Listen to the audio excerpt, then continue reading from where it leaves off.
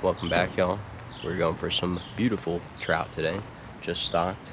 Rainbow trout only, I think. Might be some brownies out there, but hey, step on over to the car, getting the rods out. We're gonna go throw our lines and see what we can get into.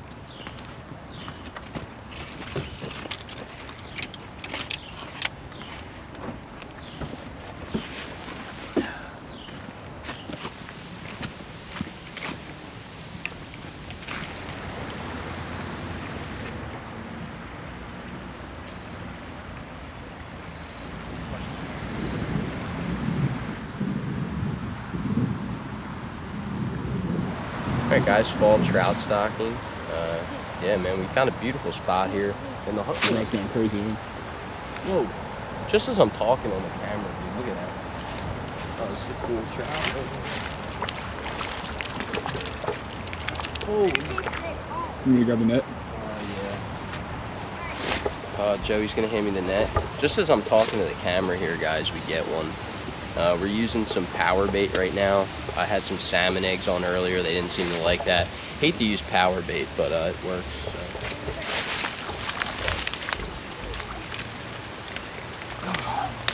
There we go. Look at that. Awesome.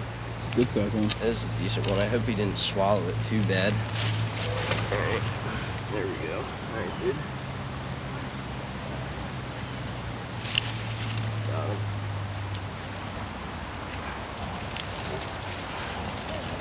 Alright, let's take him over to the...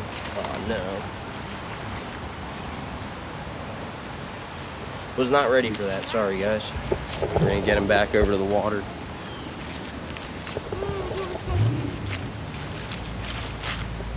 Pretty much nasty mud.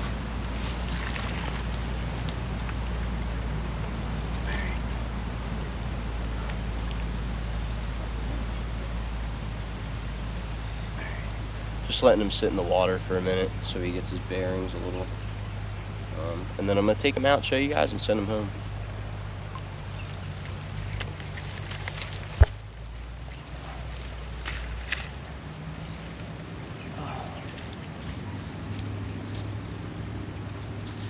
He's gonna flop away, dude. And wow, he is really squirmy. Look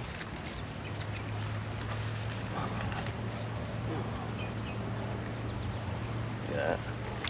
Beautiful little rainbow trout. We're gonna cook some of these up, you know, just because when they stock them here, they're not gonna hold over throughout the winter, so they're kind of meant for people to eat them.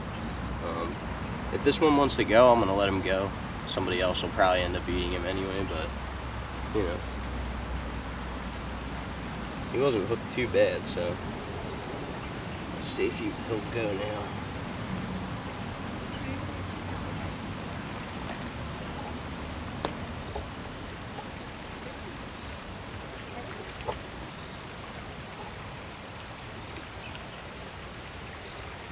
Just gonna revive him for a few minutes. He was hooked in the mouth, so I don't know why he, you know, wasn't out of the water that long.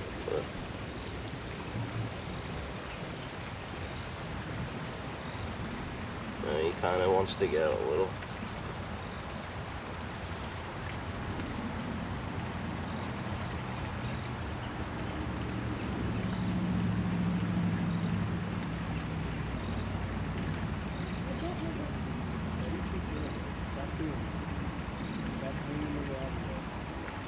Oh. Yeah, there he goes. Nice.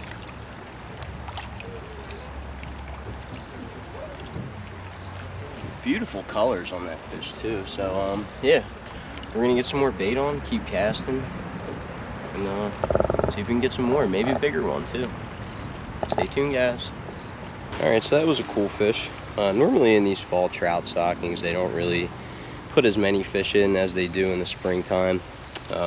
But it's still fun to come out. This is, you know, a few minutes from our house, so we don't really have to go too far. That's why we're out here. Normally we don't fish for stocked fish too often, but we do come out for this. It's, you know, a little bit of fun real close to the house. So you know, we are in Montgomery County today on the Pennypack Creek, and we are at the upper limit for where they stock the fish. and it took us all day to really find a hole that there was plenty of fish in. We maybe saw 1 or 2 trout throughout the entire creek. We started down in Pennypack Park, right across the street from Larmer Park, off Pine Road, if you're familiar with it. Talked to a lot of people there. Nobody was catching anything. There was a lot of dudes fly fishing, and you know, this time of year, not that you can't catch them like that, but with these stocked farm-raised fish, you know, they're used to eating pellets and whatnot at the fish farms. So normally we'll use some power bait that's the same color as those pellets. This one's a little bit lighter. This is just a natural salmon egg scent, kind of like a yellowy orange with glitter in it. So essentials for trout fishing here, what you do want to have is a good vest that you can store all your stuff in. I've got my split shots, I got my trout hooks. I'm using this trout hook assortment. I just got this from Sportsman's Warehouse. They got some really tiny hooks in here, which is actually better for trout. So I'm kind of running through these right now, and I'm using probably the second smallest size at the moment. Also, what you do want to bring is a pair of pliers, like little snippers like this, because that'll allow you to get into the trout's mouth and get that hook out. Sometimes they will swallow it. That's the faulty part about using power bait. But you know, again, since we are kind of thinking of keeping some of these fish, we don't really mind. You know, obviously we don't want to harm the fish or make it that unpleasurable for them, but you know. So this isn't the pre-balled power bait. This is the kind of the stuff that you gotta pull out and mold yourself. So I'm just taking out a little piece, squeezing it together. And I mean, I'm sure you've all used power bait before. I think everybody's used it. Again, I really don't like using this, but I mean, hey, if this is what the fish are eating, this is what the fish are eating. I'm not going to argue with it. So you can see my hook right here, really small red hook. I got about 3 tiny split shots on here, just because the current's stirring things up a little bit, and there's a lot of leaves, so I do want to keep this closer to the bottom.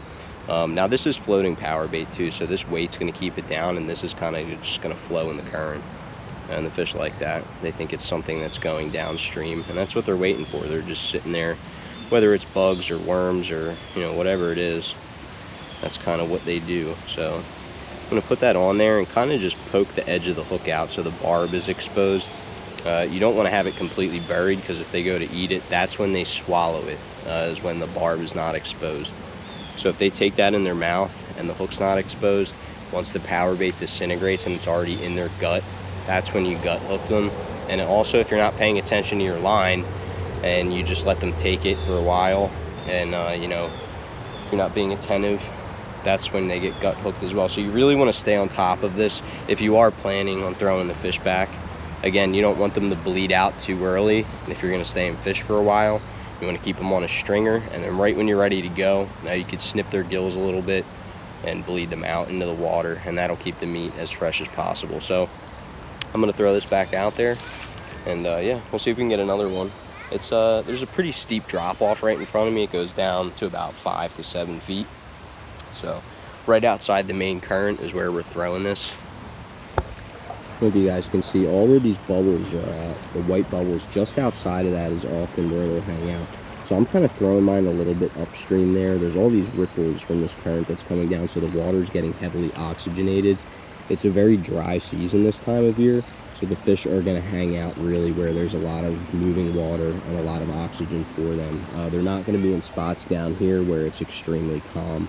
And we've noticed that a lot throughout the years. Every time that we've been to these spots, that they will often hold in this deeper, fast-moving water. And that's, you know, oh, and I see about 3 or 4 trout just swimming right here. You can't see it, obviously. I do have my lovely Costa sunglasses on though. I've had these for 13 years. They are the best sunglasses I have ever owned, and I will probably only buy Costa, but we'll see. I don't know. Anyway, I'm gonna cast this one back out, and yeah, me and Joey are just hanging out here. Maybe we'll get 1 or 2 for dinner and cook them up later and film that for you guys. So, beautiful day. It is a Sunday. We are missing all the football, but yeah, man, we are fishing. All right, so again, guys, got my little power bait on there. Just gonna toss her right out. And again, you see where all this white water is, kind of. We're gonna go a little bit in front of that and upstream so that this flows down. Ready?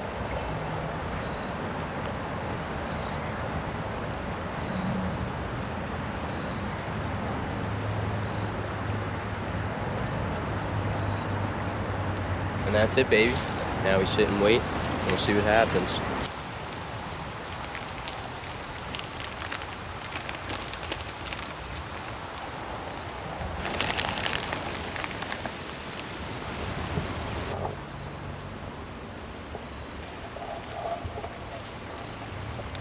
I think honestly, yeah, see those dudes down there? Oh, those are the same people from earlier. But that's a good spot too. But I honestly think like if they're just dumping them all right here, that they're probably just staying here. Like I can't imagine that they're gonna go all the way down there. But I have caught them down there before. Underneath but that tree too, it's like gets like 10 feet deep. It's ridiculous. Well, to the left, dude, like on that left bank over there, that's where I was catching them. It's deep over there, and the water's moving pretty quick. So I don't know. I mean, they're definitely not going up that way. No. If anything, they're going down that way. I don't really know, but yeah, either here or there is like the two deepest parts. But even when they stock it in the spring, when they put like buckets and buckets of fish, I mean, I think that kind of forces a bunch of them down that way. Like if this spot's just like too many fish in one hole, they probably get like agitated and move all the way down. But yeah. again, like I don't know. It doesn't seem like they put like a ton of buckets in here. Maybe 2. I don't really know, but yeah, they definitely just walk right down that path here and then just dump them like right there. That's 100% what they're doing, or over there. I mean,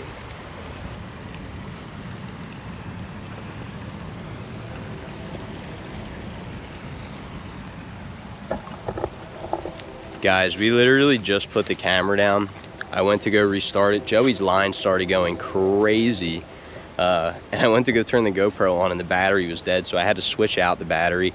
There's only about 15 to 20% in this battery as well, so we're not going to be able to get a crazy amount of footage, but hopefully we'll get enough for you guys, make a nice little video. But yeah, man, that's what it's all about. We just want to bust some content out and enjoy the time. So unfortunately, we did not get that hook set on. Joey just put that one on the stringer, so we are going to keep that. That one did get gut hooked, so he is going to be dinner tonight. Joey's gonna cook them up on the grill. Get some nice rice with them. Yep, we'll see what happens. I'm sitting here watching my bait.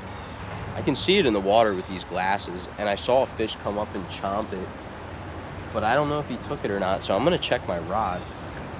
Unless he just cleaned my hook. I think he did, yeah. Oh.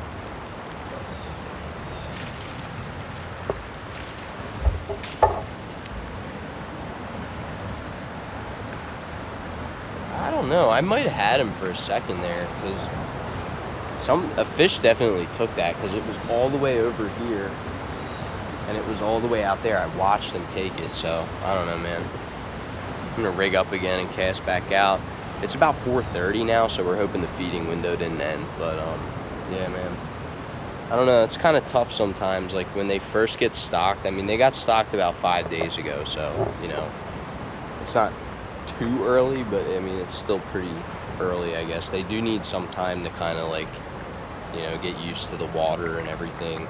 Normally they get shocked for a day or a couple days, but again, they are farm raised fish, so like they're used to really just eating like what's ever thrown in front of them. But they're playing a little hard to get today, man. So all right, just like that, we're gonna get her right back out. I'm gonna go right at that same spot because I think that's where they're all holding.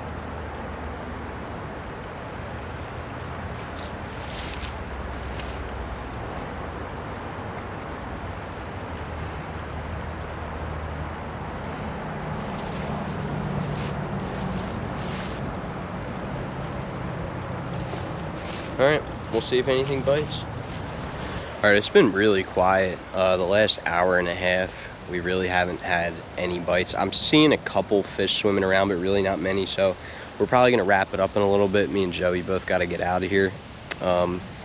Joey has his fish on the stringer, so he's gonna bleed that out right now. Probably not gonna show everything on camera, but we did notice there's a lot of eggs in these trout. So I did wanna show you guys that. Let's turn the camera around here. Look at that.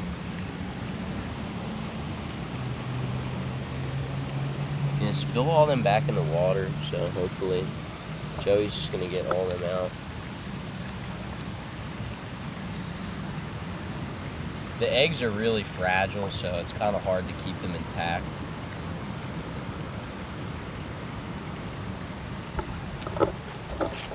But, you know, hey, if any of them do get to survive and some more trout hatch in here, that'd be neat. This stream's really not ideal for trout fishing, so you know, there's not really, well, there's not any natural trout in here that I'm aware of. There could be, but problem is it's not really too deep, and it gets a little too hot here in the summertime, so they don't always hold over.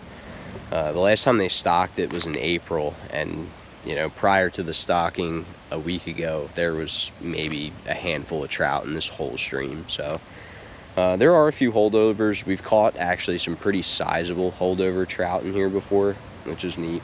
But yeah, anyway, Joey's gonna take this one home and cook that up.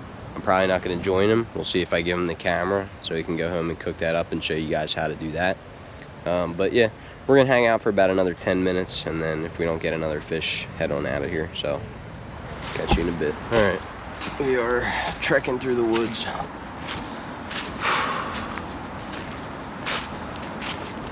And we are out of there. See that, Joey? Nice fillet. Beautiful colors on the fish. Gonna go home, put them over some rice, and, have a nice little dinner.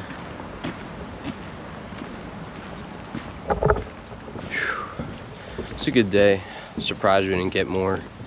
Saw a lot of fish when we first got to that spot. So I don't know, man.